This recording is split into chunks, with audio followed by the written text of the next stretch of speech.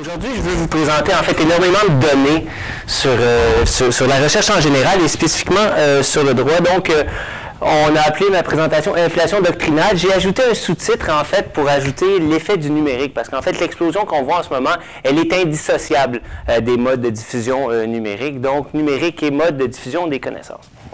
Donc, ce qu'on va faire pendant, disons, les prochaines 40 minutes, je vais vous faire quand même un bref historique de la communication savante, en fait, d'où on vient au cours des 350 dernières années. Ensuite, on va regarder 4 effets spécifiques qu'ont eu les médias numériques sur la diffusion des connaissances. Donc, premièrement, la croissance de la doctrine, donc la croissance de la production des connaissances. Un deuxième élément qui est la diversification des lieux de production. Avec le numérique, il y a plein de nouvelles revues qui ont été créées et les articles les plus importants, bien, maintenant, ils sont beaucoup moins concentrés qu'ils ne l'étaient avant. Par contre, il y a eu du point de vue économique une concentration de l'édition savante entre les mains de quelques grands joueurs. On va aller voir ça avec un peu plus en détail. Et enfin, on va regarder un aspect qui est un peu plus paradoxal, qui est l'obsolescence de la littérature. À partir de quel moment, ça prend combien de temps aujourd'hui pour qu'un document scientifique devienne obsolète, qu'il arrête d'être cité, et comment cette vitesse-là d'obsolescence a changé dans le monde numérique par rapport à ce qu'elle était il y a 20, 30 ou 40 ans. Et enfin, on va conclure avec, je dirais, une petite proposition un peu plus subversive sur le rôle des revues savantes. Donc, évidemment, je suis directeur scientifique d'Érudit, donc je ne suis pas complètement anti-revue. Maintenant, il y a revues et revues. Donc, il y a des revues en sciences, il y a des revues en sciences sociales, il y a des revues qui coûtent pas cher. Il y a des revues à l'Université de Montréal qui coûtent 40 000 $.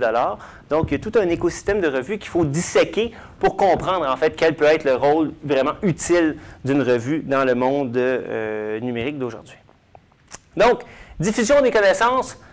Évidemment, il y avait des connaissances produites dans l'Antiquité. La plupart de ces connaissances étaient diffusées de manière, je dirais, épistolaire. C'était des échanges entre les chercheurs et quelques traités, mais pour la plupart, c'était beaucoup plus du point de vue, je dirais, oral ou personnel. Évidemment, au Moyen Âge, tout ça s'est massifié, mais déjà là, seulement à une plus petite échelle, où on avait de la correspondance entre les chercheurs et évidemment des copistes, donc des gens dont le travail était de recopier des manuscrits anciens de façon à assurer, si vous voulez, une certaine diffusion et une certaine pérennité de la connaissance. Et il ne faut pas ici, en fait, sous-estimer l'importance de la correspondance qui, en fait, subsiste jusqu'à la Renaissance. On va voir un peu plus loin, en fait, l'intensité de la correspondance que l'on avait. Une petite note sur De Vinci qui est très intéressante et qui nous montre à quel point, aujourd'hui, on est dans un mode où c'est diffusion à tout prix. De Vinci, on a découvert dans ses tiroirs quantité de notes qui étaient en fait l'équivalent de découvertes qui étaient demeurées non publiées. Est-ce qu'on peut penser aujourd'hui qu'un chercheur dirait « Non, non, moi je garde ça dans un tiroir, puis ça ne me dérange pas que mes résultats de recherche ne soient pas publiés ». Évidemment, c'est impossible. Aujourd'hui, on est dans un mode où vraiment on veut tout diffuser le plus rapidement possible, mais à une certaine époque, ce n'était pas le cas. Ce qui nous amène à la Renaissance avec l'imprimerie qui, évidemment, accélère la diffusion des traités, accélère donc la diffusion des résultats, mais au sein de laquelle il y avait encore des réseaux de correspondance qui étaient super importants. Donc, on a ici le réseau de correspondance du père Marin Mersenne, qui était un chercheur français principalement donc, du 17e siècle, qui servait en fait, son rôle était équivalent à celui d'un éditeur de revue. Donc, il recevait les lettres de ses collaborateurs, les retranscrivait et les renvoyait à quelques autres chercheurs qui étaient actifs dans le domaine. Donc, il y avait vraiment un rôle, d'une part, d'évaluation des manuscrits. Il recevait les lettres, il disait « Ouais, ça c'est assez important pour que je l'envoie aux autres collègues. » Et dans certains autres cas, il disait « Non, ta lettre, je la garde pour moi, je ne la diffuse pas plus. » Et donc, on voit que le réseau est quand même assez international dès cette époque-là.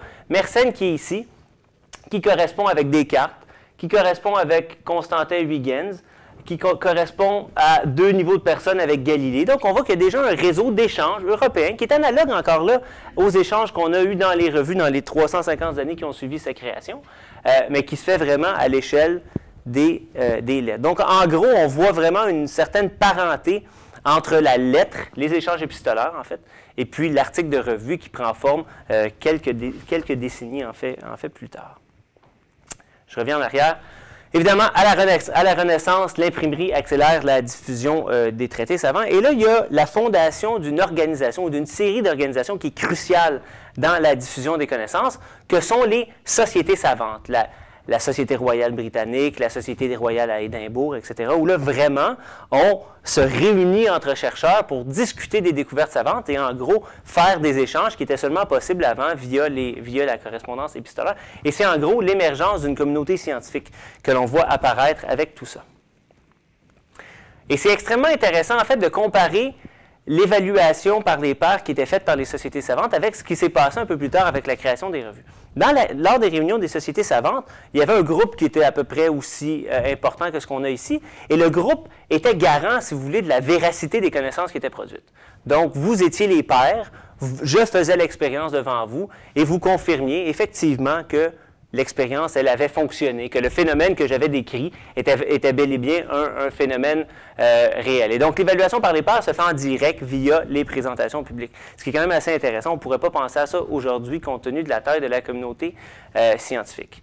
Dès 1661, donc, la Société royale de Londres publie ses 2 premiers livres. Vous irez voir ça sur Internet. C'est d'une beauté absolument hallucinante. En fait, c'est des descriptions de plantes et d'insectes qui sont faites à l'aide d'un des premiers microscopes auxquels Robert Hooke a eu accès. Et la précision de ces microgravures c'est absolument superbe. Dès 1665, donc, l'une des 2 premières revues savantes est créée, les Philosophical Transactions de la Société royale de Londres. Regardez le tirage de la revue. On parle de 1200 copies de 20 pages une fois par mois. Il n'y a pas beaucoup de revues, que ce soit en droit ou ailleurs, qui ont ce tirage-là. C'est extrêmement élevé. Pour une revue, d'une part pour une revue de l'époque, mais même pour aujourd'hui, pour une revue de sciences sociales, c'est un tirage qui est extrêmement élevé.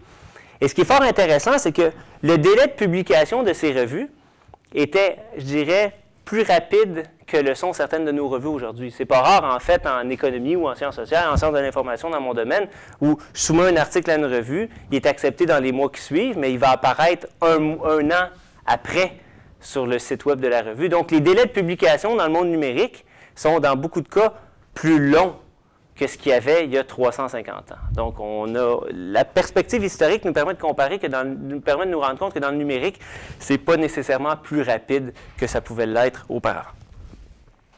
Donc, ici, on a les 2 premières revues savantes qui sont de façon très intéressante créées à 2-3 mois de différence. En fait, 2 mois de différence. Il y a controverse sur laquelle elle est la première, sur laquelle est la première revue. Si vous êtes français, c'est le Journal des savants. Pour tout le reste de l'humanité et de l'univers, c'est les Philosophical Transactions qui sont premières. Évidemment, du point de vue des dates, il n'y a pas photo. Hein? Le Journal des savants apparaît avant. Par contre, sur les 80 premiers articles publiés par le Journal des savants, il y avait seulement 4 articles originaux. Les 76 autres étaient, si vous voulez, des nouvelles, des lettres à l'éditeur, des essais qui avaient plus ou moins de pertinence scientifique. D'autant plus qu'après quelques mois, le journal il est fermé, il est censuré. Et donc doit repartir je crois, 9 mois plus tard sous un autre nom. Donc en gros, du point de vue de la structure scientifique, les Philosophical Transactions ont dès le départ un pendant beaucoup plus scientifique. Et donc c'est assez intéressant de faire une présentation comme ça cette année. On fête en gros le 350e anniversaire de la création de ces 2 revues savantes-là. Évidemment, la croissance des revues savantes, elle a été, pour la plupart de ces 350 années d'existence, elle a été exponentielle. On est passé de quelques dizaines à quelques centaines, etc. Maintenant, comme le montrait Derek Price, qui est un des fondateurs, si vous voulez, de l'étude quantitative des sciences, on ne peut pas avoir une croissance exponentielle infinie. À un moment donné, il faut plafonner, parce que sinon, il va y avoir autant de revues qu'il y a de chercheurs, et ce n'est pas nécessairement l'idéal, ou autant de revues qu'il y a de gens sur la Terre. Donc, à un certain moment, on devrait plafonner. Ce qui est assez intéressant, c'est que dans la plupart des données qui ont été compilées avant l'arrivée de l'ère digitale, on voyait un certain plafonnement dans le nombre de revues et dans la quantité de recherches qui étaient publiées par les chercheurs. Comme vous allez voir un peu plus loin dans les acétates, le numérique a permis de repousser cette limite auquel on s'attendait, donc cette limite de saturation du champ scientifique. Évidemment, cette croissance-là qu'on a vue au cours des 350 années d'existence de la revue est évidemment due à l'augmentation du nombre de chercheurs et à surtout la complexification, la diversification du monde scientifique. Plein de disciplines, plein de spécialités ont été créées. Et en général, quand on crée une nouvelle discipline ou une nouvelle spécialité, on crée une revue qui va y être associé. On crée des programmes de formation, on crée des départements, etc. Donc, tout ça fait partie de la spécialisation, de la professionnalisation des spécialités scientifiques. Ce qui m'amène à l'ère numérique et à ses caractéristiques. Et donc, ensuite, on va regarder les effets un peu plus spécifiques de tout ça. Donc, l'ère numérique, en gros, émerge au début des années 90. Donc, on prend en général le début des années 90 comme étant le moment où les early adopters, en bon français, commencent à jouer avec ça.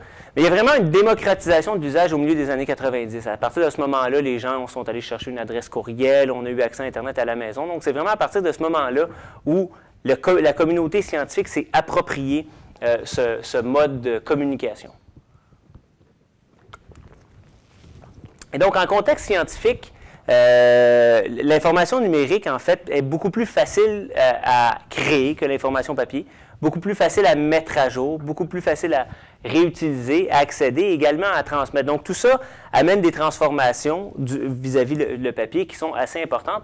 Et également nécessite moins d'espace physique et donc il n'y a plus vraiment de limite de publication. Si vous avez une revue qui est 100% en ligne, vous n'êtes pas obligé de limiter vos articles à 20 pages ou 30 pages ou à avoir seulement 30 ou 40 références bibliographiques. Les auteurs peuvent écrire des articles aussi longs qu'ils le désirent, donc il n'y a plus de limite physique. Ce qui m'amène donc au premier effet que l'on veut observer, qui est la quantité d'informations produites. Il y a combien d'articles écrits à l'échelle internationale? Afin de mesurer le monde de la recherche, il faut des indicateurs, il faut des bases de données. Donc, ce à quoi on a accès dans mon labo, c'est ce qu'on appelle le Web of Science. Donc, c'est une banque de données internationale, interdisciplinaire, qui indexe toutes les publications écrites dans à peu près 20 000 revues au cours de la période 1900 à aujourd'hui. Donc, on parle d'un jeu de données qui est assez immense, donc qui contient plus de 50 millions d'articles et 1 milliard de références citées. Qui sont pour la plupart dans le domaine des sciences et de la médecine. Évidemment, cette banque de données a une section droit.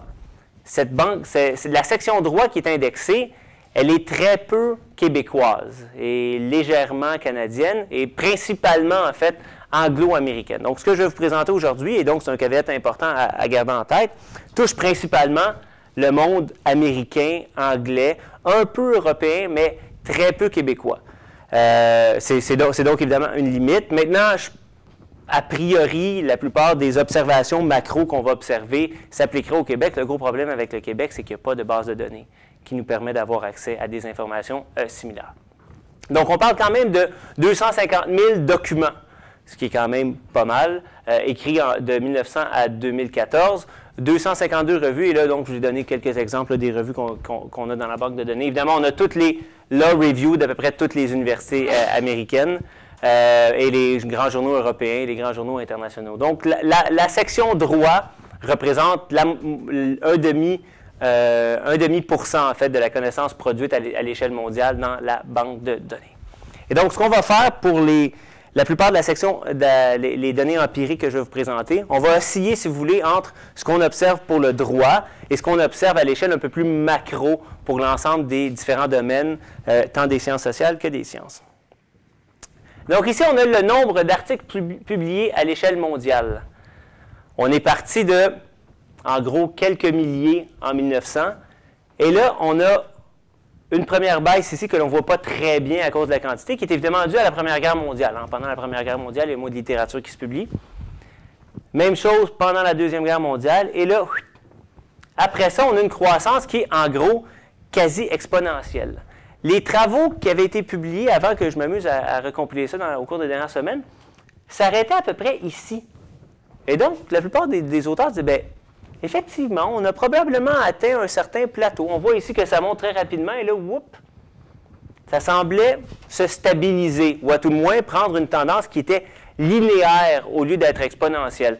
Or, depuis le milieu des années 2000, croissance exponentielle très claire de la recherche dans le monde scientifique et, disons, académique en général.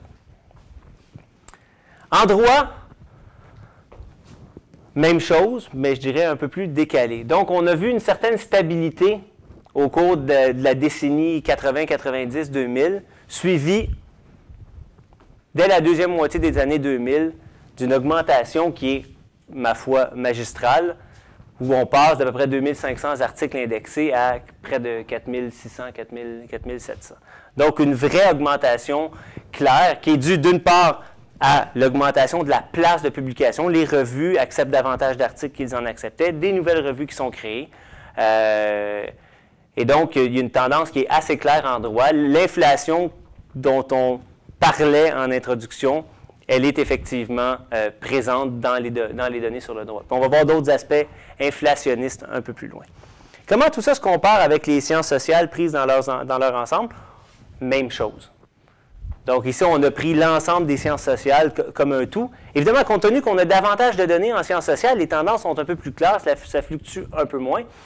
Mais on voit la même chose, une stabilisation dans les années 80-90 et whoop, une augmentation très claire au tournant des années 2000, disons au milieu de la première décennie des années 2000, qui peut être dû d'une part donc à l'arrivée du numérique et aux facteurs dont j'ai parlé un peu plus tôt, mais également à quelque chose d'un peu plus insidieux, sur lequel il y a, en ce moment, tout ce qu'on a, c'est un peu des preuves indirectes qui sont les pressions à publier.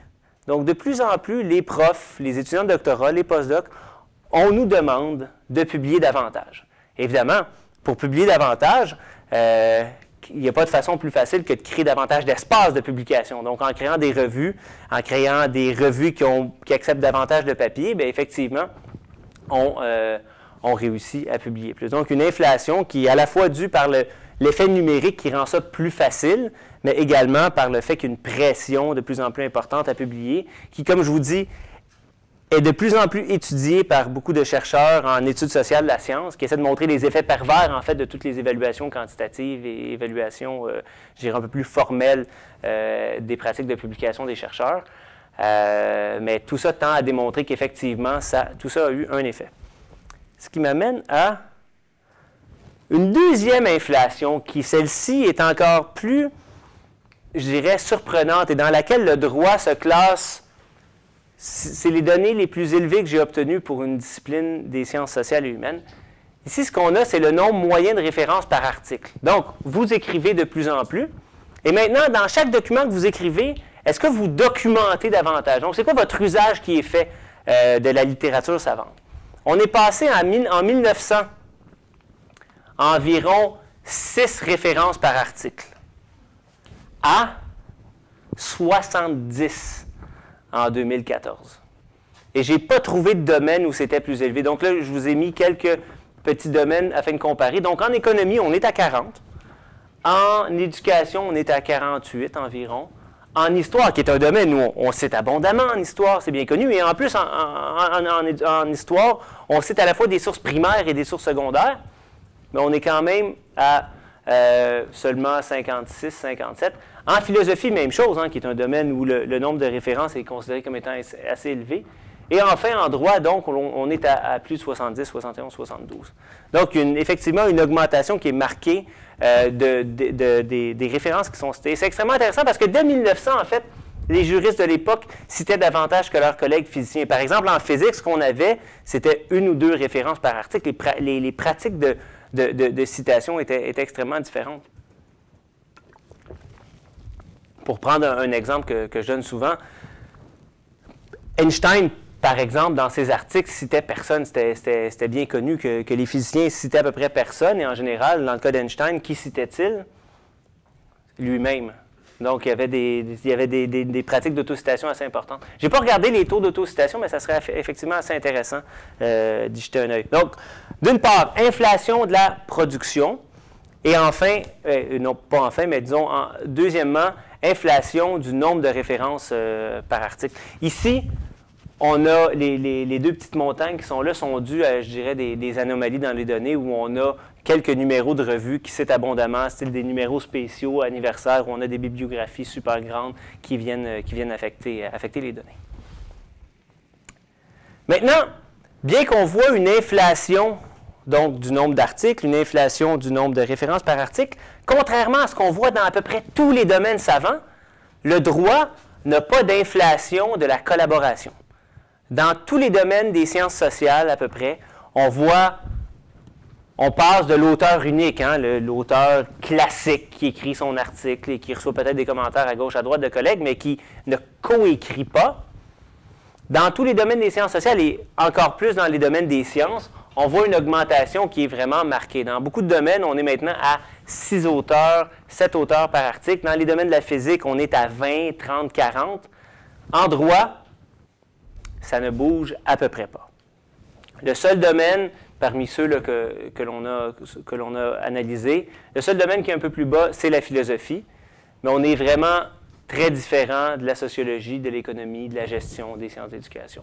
Donc, inflation de la production, inflation du nombre de références, mais on garde le territoire une frontière assez claire, en fait, en termes d'autorat. Il n'y a pas d'inflation de la collaboration. Beaucoup d'auteurs semblent dire qu'avec l'inflation du nombre d'articles, on voit également, en général, une inflation de la collaboration, parce que c'est dans l'intérêt de tout le monde de collaborer.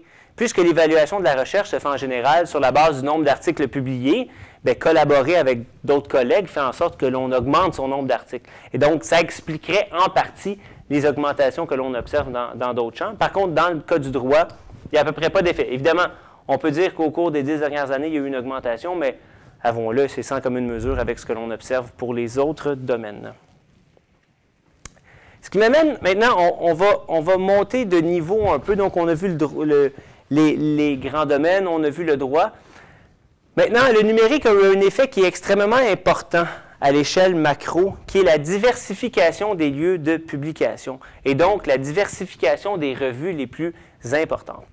Avant l'arrivée du numérique, la plupart des chercheurs recevaient une revue papier ou une série de revues papier et passer au travers de ces revues-là, c'était dans le fond leur façon de s'informer, de rester au courant de la littérature savante.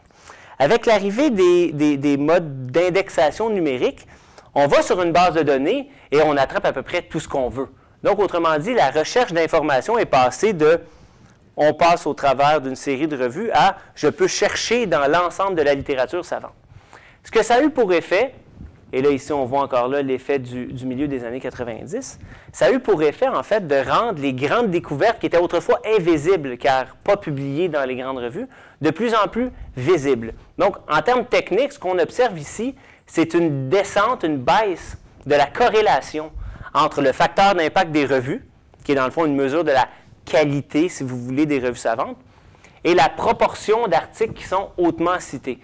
Donc, de plus en plus d'articles qui sont parmi les plus importants sont publiés à l'extérieur des revues les plus importantes.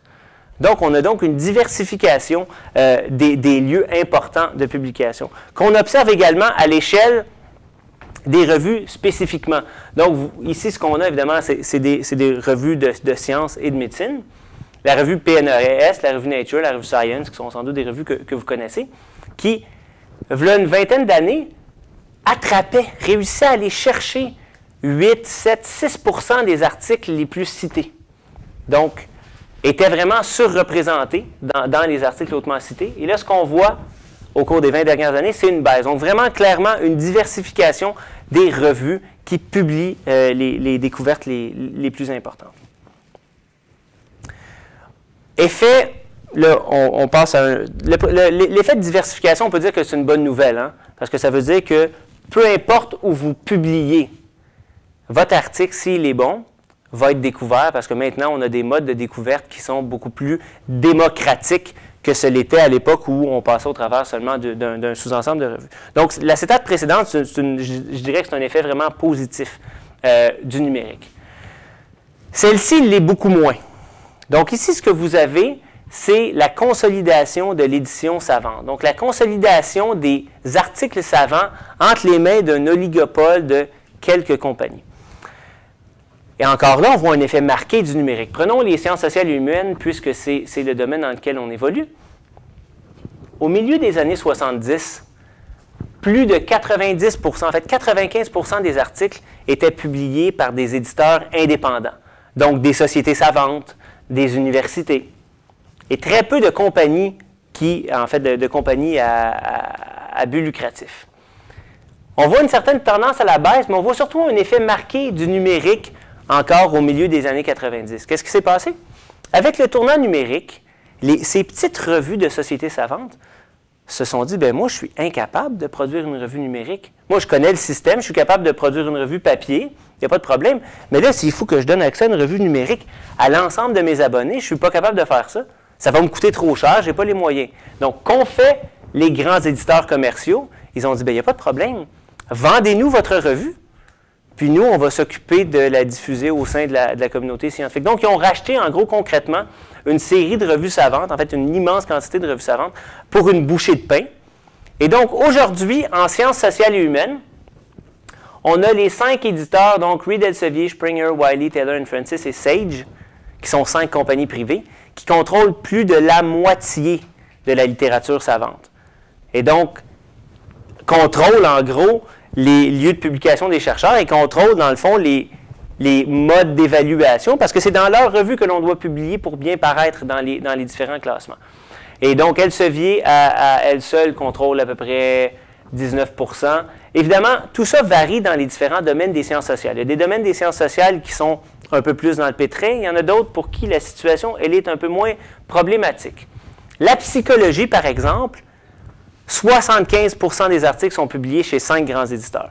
Donc, il y a vraiment une concentration qui est immense. Si vous n'êtes pas abonné, si on ramène ça aux bibliothèques ou universitaires, si vous n'êtes pas abonné à ces 5 grands éditeurs-là, bien, vous avez accès à maximum 25% de la littérature pertinente en psychologie.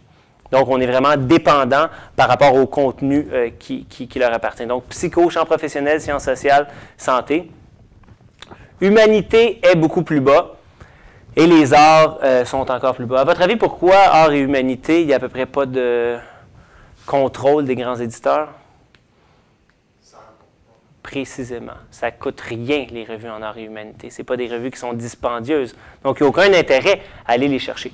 Le droit se situe dans la catégorie des champs professionnels. Donc, le droit est un des domaines où, malgré le fait que beaucoup de revues appartiennent à des universités, donc on a vu tantôt Harvard Law Review, etc., il y a beaucoup de ces revues-là qui ont des ententes avec les grands éditeurs et où, donc, effectivement, le contrôle, il est entre les mains des éditeurs commerciaux. On va revenir un peu plus tard sur les effets négatifs de ça, parce qu'il y en a beaucoup. Et ça, c'est simplement à titre informatif. Vous avez sans doute entendu parler d'Elsevier, qui est une petite compagnie d'édition savante. En fait, blague à part, c'est la plus grosse compagnie d'édition savante au monde. Ici, vous avez les profits d'Elsevier au cours des 20 dernières années. Donc, ils passent de 300 millions de dollars à peu près 1,3 milliard de dollars. Et ce qui est fort intéressant, c'est la marge de profit. Hein? La marge de profit ne descend jamais en bas de 30%. Jamais elle est descendue en bas de 30 au cours des 20 dernières années, même pas en 2008, lors de la crise. Donc, ça, c'est seulement c'est pas Elsevier dans son ensemble, c'est la partie revue savante. Elsevier dans son ensemble a des profits un peu plus bas, autour de plus de 20% au lieu de 30%. Mais donc, il faut comprendre qu'il n'y a rien de mal à faire des profits, mais dans la mesure où ces profits-là sont basés sur des fonds publics qui servent à payer les abonnements, il y a des problèmes éthiques qui sont assez importants. Ce qui m'amène à un autre aspect qui est assez intéressant à étudier, c'est le cycle de vie des articles. Donc, j'ai parlé un peu plus tôt, on a vu donc que on publie de plus en plus, nos listes de références sont de plus en plus longues.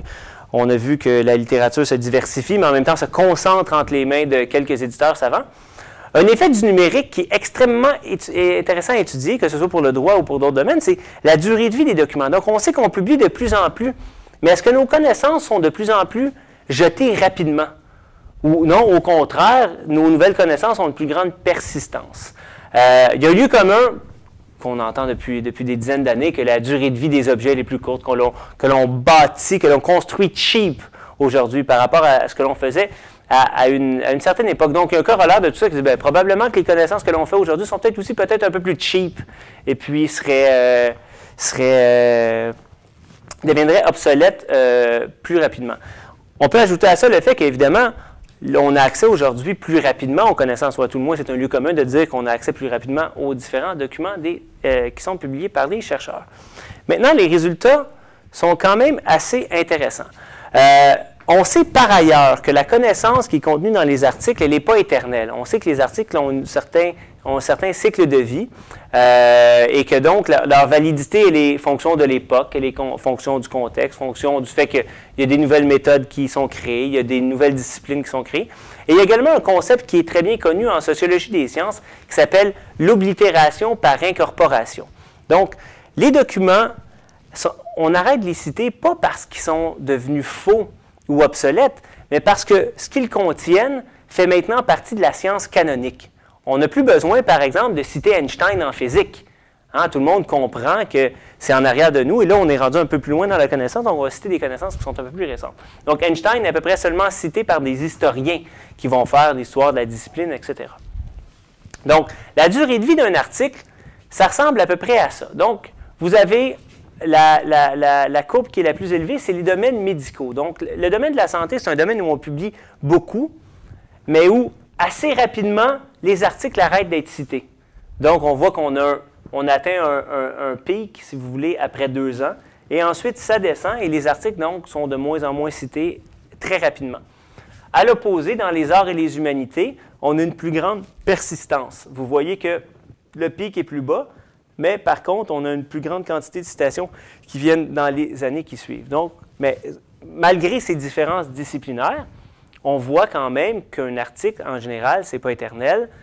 On a une vie, si vous voulez, rapide. On vient à la vie rapidement et ensuite, c'est un lent déclin vers l'oubli. Et donc, ce qu'on va étudier ici précisément, afin de voir les transformations, si vous voulez, de cette durée de vie dans le temps, c'est l'âge moyen de la littérature citée. Comment l'âge moyen de la littérature a évolué au cours des dernières décennies? Est-ce qu'en 1960, on citait des documents plus vieux que ce qu'on cite aujourd'hui, ou au contraire, c'était des documents qui étaient plus récents? Qu'est-ce qu'on remarque ici? Plusieurs choses. Les effets des 2 guerres. Pendant les 2 guerres mondiales, il y a eu moins de littérature qui a été écrite. Donc, ce qui a été écrit néanmoins se servait de connaissances plus vieilles parce qu'il y avait moins de connaissances courantes qui étaient produites. Donc, les 2 guerres ont eu un effet, effectivement, de faire augmenter l'âge de la littérature citée. Par contre, depuis le début des années 80, mais particulièrement depuis, encore là, l'ère numérique, le milieu des années 90, on voit que l'âge des documents que l'on cite augmente. Donc, contrairement à l'idée qui serait, dans le fond, encore là, le lieu commun, qui serait de dire qu'aujourd'hui, évidemment, on doit écrire cheap, puis nos connaissances doivent avoir une moins grande pérennité, on voit que c'est le contraire. La littérature d'aujourd'hui a une plus grande durée de vie que la littérature qui a été publiée avant. Aujourd'hui, on cite des documents qui sont plus vieux que ce que nos collègues citaient il y a 10 ans, 15 ans, 20 ans. Et donc, c'est quand même assez contre-intuitif. On va voir pourquoi. Il y a des raisons qui expliquent tout ça. Donc, la tendance générale, la tendance pour le monde de la santé, qui est similaire, mais on voit qu'effectivement, c'est un peu plus bas. Donc, en santé, on cite des documents dont l'âge est un peu plus récent. C'est un domaine où ça va vite, on cite rapidement, et ça devient obsolète plus rapidement, même si, encore là, on voit un effet du numérique. Dans le domaine de la physique, certains diraient que c'est la catastrophe. Certains autres pourraient être plus neutres. Bon, effectivement, il y a une augmentation assez importante. Il faut comprendre que la physique, depuis une 50aine d'années, elle est dans ce que certains appellent un cul-de-sac. Hein? On essaie de réconcilier l'infiniment grand et l'infiniment petit, et puis on n'a pas eu de grande révolution en physique depuis bon nombre d'années, ce qui expliquerait en partie le fait que l'on cite encore les vieilles découvertes qui ont été faites là, une 50aine d'années. Mais c'est quand même assez magistral. Hein? On est passé d'un âge moyen d'à peu près 6,8 à presque 12. Donc, on cite des documents qui sont plutôt âgés. Ce qui m'amène aux sciences sociales, même tendance. Évidemment, les données pré-1970 sont un peu plus parcellaires, ce qui rend les tendances un peu plus arythmiques. Mais encore là, vous voyez, effet du milieu des années 90, on cite des documents plus vieux. Donc, c'est tout à fait le contraire que ce à quoi on se serait attendu. Enfin, le domaine du droit ne se comporte pas vraiment différemment. Milieu des années 90, augmentation de l'âge. Donc, ça nous dit que les travaux courants dans le domaine du droit s'appuient sur des documents dont l'âge est de plus en plus élevé. Si on se dit qu'en droit, on cite de plus en plus de références, ce que ça nous dit, c'est qu'il n'y a à peu près pas d'oblitération. Donc, vous êtes passé de 50 références par article à 70 au cours de cette période-là. Et ce que les juristes ont fait collectivement, c'est de garder les 50 et d'en ajouter quelques-uns à chaque année, mais toujours en gardant cette base-là. ce qui, en bout de ligne, explique pourquoi l'âge moyen tend à monter. Donc, que l'on cite en moyenne des documents plus élevés. Il n'y a pas eu de, je vais le dire en termes, disons, arboricoles, il n'y a pas eu d'élagage de la littérature qui est un peu plus vieille. Maintenant, ce n'est pas le domaine où l'âge est le plus élevé. Le domaine, dans ceux qui s'apparentent au droit où l'âge est le plus élevé, c'est évidemment la philosophie où encore aujourd'hui, on va citer des classiques qui datent de peut-être 2000 ans. Donc, évidemment, il y a un effet, il y a un effet magistral de ces travaux-là. Mais donc, le droit se situe, si vous voulez, dans le même ordre de grandeur que la sociologie, la gestion, l'éducation et les sciences économiques. Donc, pourquoi on n'observe pas ça? Mais ultimement, tout ça a un sens qui est clair. L'ère numérique nous a donné accès à des connaissances nouvelles, mais nous a donné accès énormément à des articles qui ont été publiés il y a très longtemps. Donc, on a eu énormément d'initiatives qui visent à redonner une deuxième vie à de la vieille littérature papier. On est allé faire énormément d'indexation rétrospective, énormément de numérisation de vieux numéros, et ça semble avoir eu un certain succès. On a continué à citer ces documents-là. Il y a un effet qu'il faut absolument mentionner, c'est l'effet Google Scholar, que j'ai aucune idée s'il est utilisé dans le domaine du droit. Maintenant, dans les autres domaines des sciences sociales et dans le domaine médical, c'est l'endroit où on va chercher sa littérature. Et je dirais à la fois la profondeur et la couverture que peut avoir Google Scholar, elle est sans commune mesure avec aucun autre outil auquel les chercheurs ont eu accès au cours des dernières décennies. Donc, Google Scholar permet effectivement de trouver davantage de littérature. Et les résultats que je vous présente aujourd'hui, en fait, ont été corroborés par l'équipe de Google Scholar il y a environ 1 an, où ils ont pris leur base de données pour voir si effectivement les documents qu'ils avaient indexés en 2004, année de leur fondation, citaient de la littérature plus vieille que ce qu'ils observent aujourd'hui. Puis effectivement, on voit une tendance aujourd'hui dans leurs documents. On cite des documents plus élevés, dont l'âge est plus élevé. Et là, donc, on a des effets numériques, mais il y a également des effets qui sont internes aux disciplines scientifiques. Donc, il y a John Zeman, qui est un socio-historien des sciences, qui dit en gros que la science, elle est dans un état stable. On trouve de moins en moins de découvertes révolutionnaires, et donc on publie.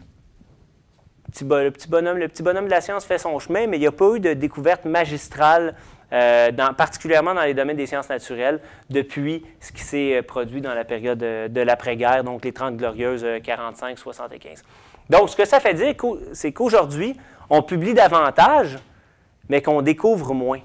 Donc, c'est un peu paradoxal. On publie beaucoup, on nous demande de publier encore plus, mais ce qu'on publie, disons, le contenu cognitif, le contenu en termes de connaissances que nos articles contiennent, serait de moins en moins important. Et là, on passe à un autre univers totalement, qui est le cycle de vie sur Twitter. Donc, de plus en plus, les articles sont présents sur Twitter.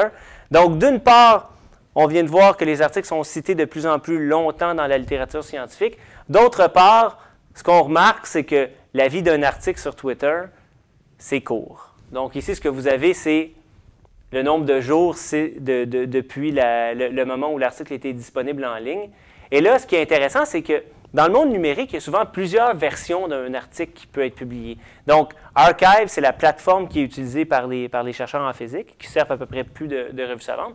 Et ce qu'on voit, c'est que l'article paraît pendant 2-3 jours, on va en parler, et après ça, touc, ça tombe. S'il y a une deuxième version qui est publiée, effectivement, il va peut-être avoir une petite augmentation, mais qui est à peu près la moitié moins grande que le boom initial. Et enfin, souvent, ces pré-tirages-là qui se retrouvent sur Archive vont être publiés dans une revue scientifique. Et effectivement, on va voir une troisième vague, si vous voulez, d'usage. Mais si on les prend isolément, ce qu'on voit, c'est qu'en gros, pendant 10 jours à 2 semaines, votre article, il est discuté. S'il est discuté. Parce qu'en gros, il y a à peu près 20% de la littérature savante qui va être mentionnée une fois ou plus sur Twitter. 80% de la littérature savante, elle est invisible. Alors que c'est totalement l'inverse pour les citations. Hein, on sait qu'à peu près 90% des articles dans le domaine de la médecine vont être cités dans une période de 5 ans. Donc, il y a un usage qui est fait par la communauté scientifique. À l'opposé, les tweets, c'est seulement une minorité. Donc, c'est une distribution qui est extrêmement, qui est très non paramétrique. Et ce qui est fort intéressant avec Twitter, c'est que le jour de la semaine a une importance. Alors qu'on se dit que, bien, voyons donc, si ton article paraît un certain jour, ça ne devrait pas affecter quoi que ce soit. Le meilleur moment pour que votre article soit pris sur Twitter, c'est s'il paraît le samedi.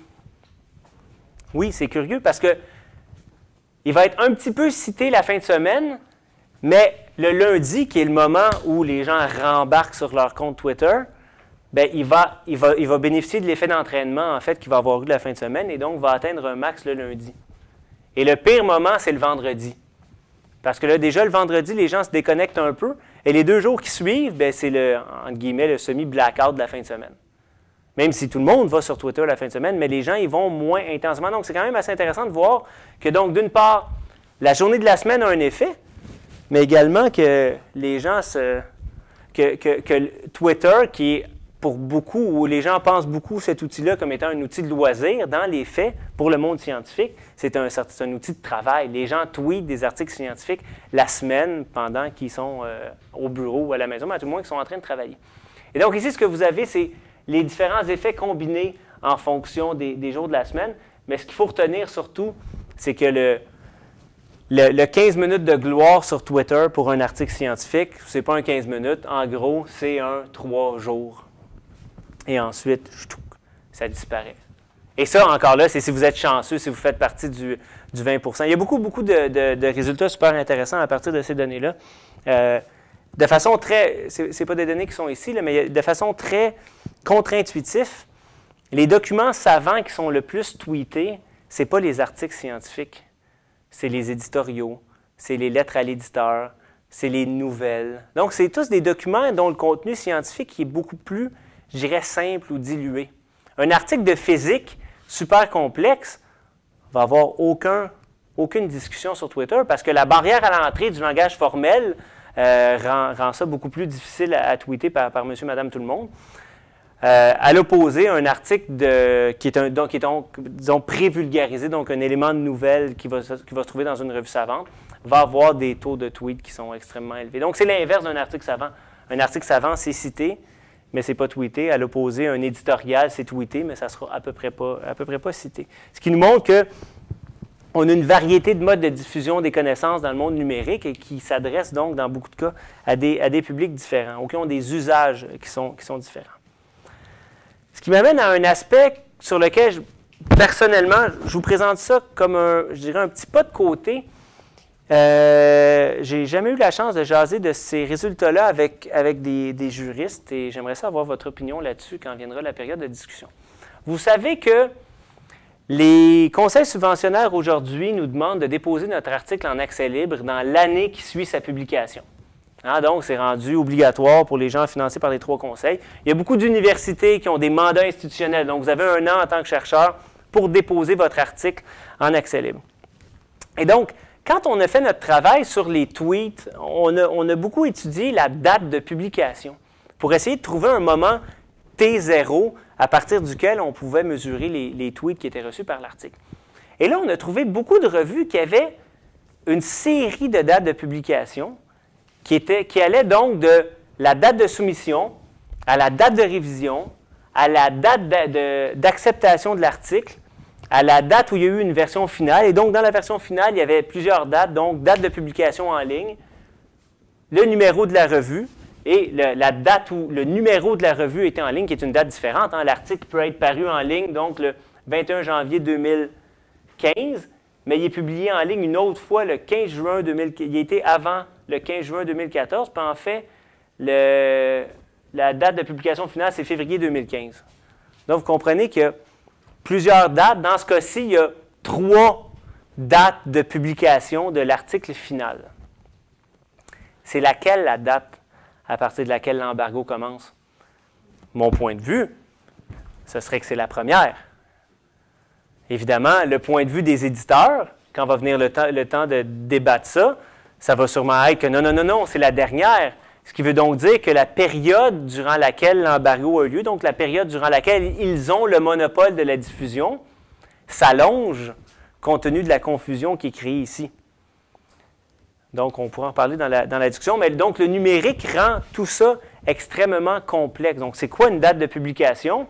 Historiquement, c'était facile. On avait le numéro de février 2015 de la revue, c'était clair, il n'y avait pas de débat. Dans le numérique, on a une confusion totale sur le moment de publication d'un article qui semble pourtant quelque chose d'assez simple. Et tout ça, on l'a découvert, en fait, c'est en trouvant des tweets pré-date de publication.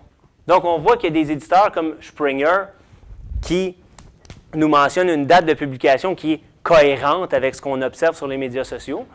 Même chose pour la revue PLOS.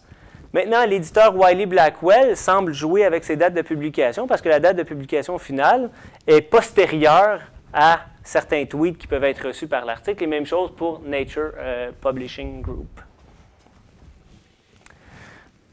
OK. Ce qui m'amène donc à la conclusion, une certaine ouverture et peut-être critique par rapport donc au mode de diffusion des connaissances actuelles. Donc, depuis l'ère numérique, on a vu quelques effets. Je vais insister sur quelques-uns. Le premier, c'est donc la perte du contrôle des modes de diffusion des connaissances. Historiquement, la science, elle était écrite par des chercheurs, évaluée par des chercheurs, mais également diffusée par des institutions qui étaient contrôlées par des chercheurs. Donc, c'était des sociétés savantes, c'était des presses académiques, des presses universitaires.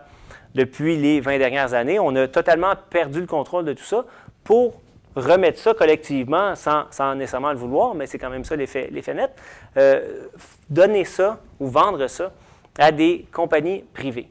Évidemment, on a les humanités qui font exception dans tout ça et tant mieux pour les chercheurs dans ces domaines-là.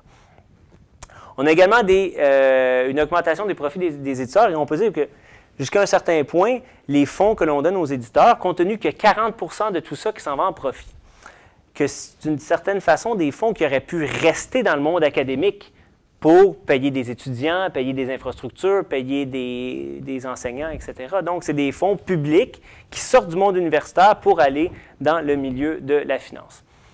On a eu une augmentation de l'offre de revues, une augmentation de l'offre d'articles, il y a de plus en plus de revues qui sont créées, que ce soit par des chercheurs ou par des grands éditeurs. Et on nous a donné accès à l'échelle des bibliothèques à de plus en plus de littérature. Voilà 20 ans, les grands ensembles comme Wiley et Elsevier nous donnaient accès. On était abonnés à peu près seulement à 300-400 revues chez ces grands éditeurs. Avec l'arrivée de l'ère numérique, le deal qui a été fait avec les bibliothèques, c'est que pour le prix des 300 revues, qui était notre noyau de revues importante, on avait maintenant accès à l'ensemble de leur bouquet, donc environ 2500 revues, pour le même prix. Toutes les bibliothèques ont évidemment accepté, parce qu'on passait donc de 300 quelques revues à 2000, 3000 revues pour cet éditeur-là.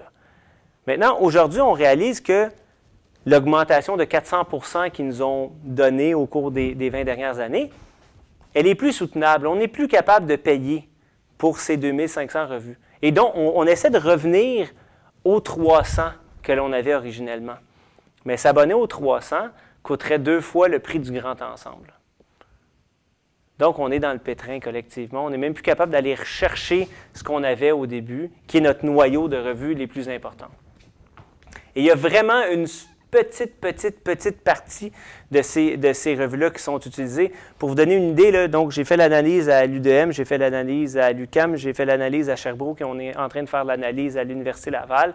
Et ce qu'on remarque, c'est que sur l'ensemble des revues auxquelles l'université est abonnée, il y en a à peu près seulement 20 % qui sont utilisées pour la peine. Et il y en a environ la moitié qui ont 0 téléchargement en 5 ans. Là. Donc, on paye pour s'abonner à tout ça. Mais il y en a la moitié, là, donc des dizaines de milliers de revues qui sont dans nos bouquets qui ont eu 0 usage. Pas 1, pas 5, là, 0 en 5 ans. Donc, on nous offre tout ça, ce qui justifie des augmentations de prix, mais dans les faits, c'est de la littérature que l'on n'utilise à peu près pas. Il y a également une augmentation des modes de contrôle sur la recherche et sur les chercheurs. Donc, je dois dire qu'au Québec, on est assez chanceux. On ne se fait pas trop achaler avec les classements et les évaluations individuelles et départementales.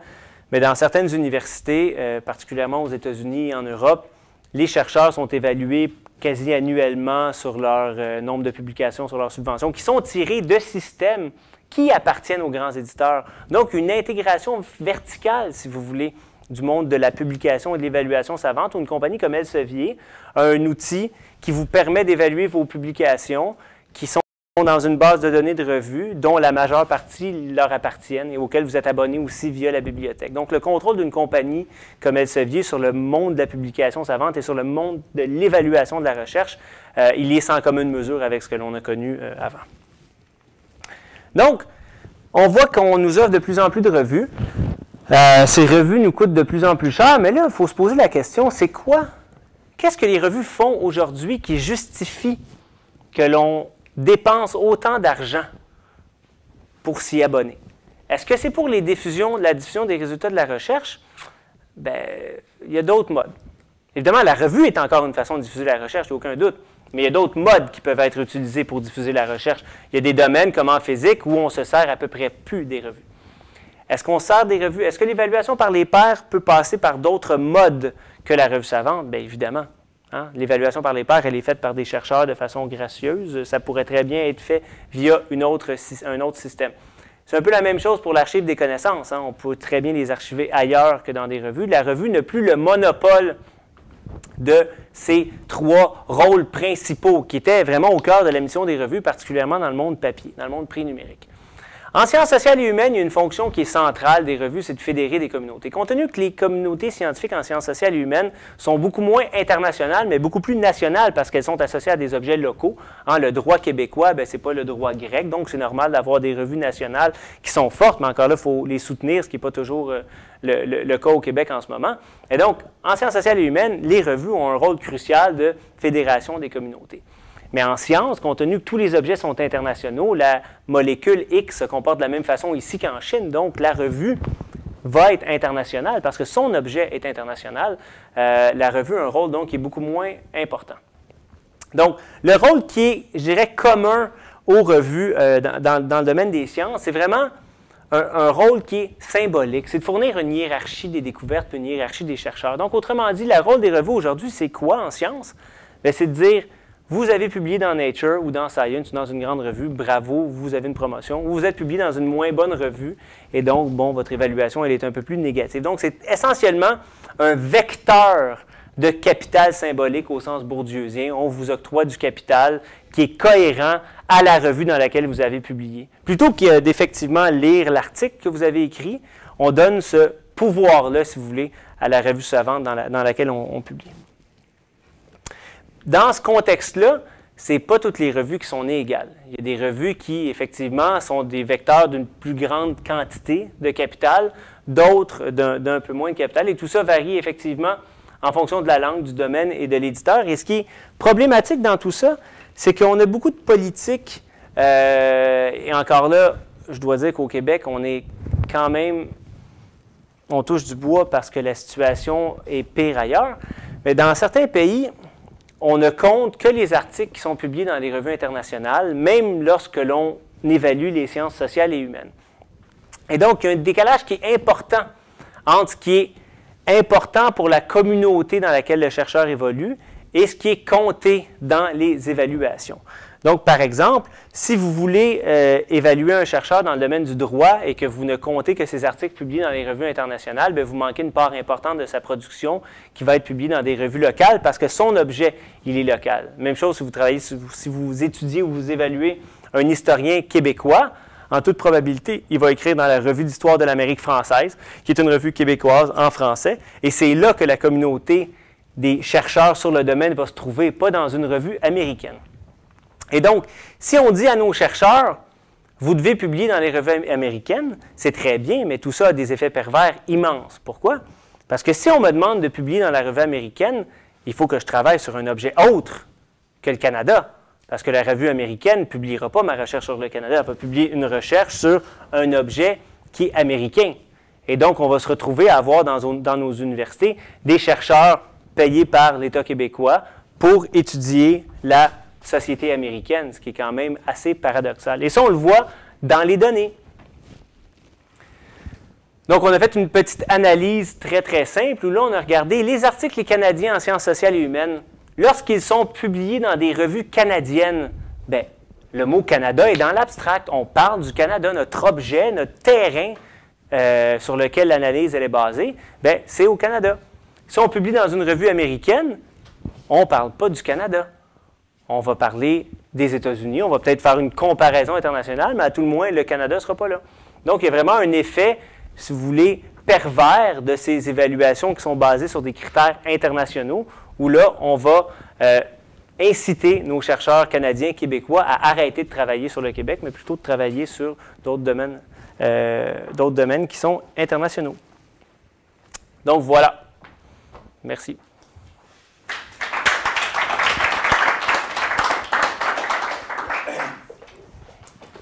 C'est un vrai plaisir